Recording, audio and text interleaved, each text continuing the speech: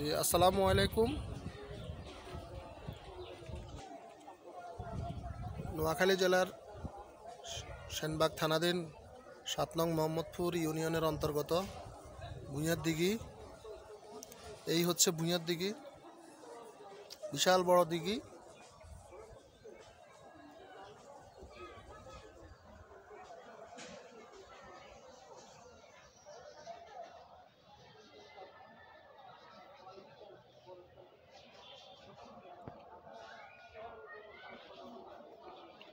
এটি নোয়াখালী জেলার সেনবাগ থানাধীন ৭ নং মোহাম্মদপুর ইউনিয়নের অন্তর্গত ভূঁইয়ার দিঘি। এই দিঘির নামেই ভূঁইয়ার দিঘি, আসলে জায়গাটির নাম।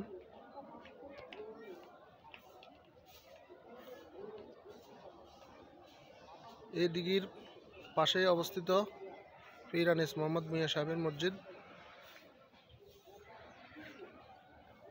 এটা হচ্ছে পীর আনিস মোহাম্মদ মিয়া সাহেবের মসজিদে যাওয়ার রাস্তা। আর একটু সামনেই পীর আনিস মোহাম্মদ মিয়া সাহেবের জামে মসজিদ। এটা হচ্ছে ভূঁইয়ার দিঘি, বিশাল বড় দিঘি।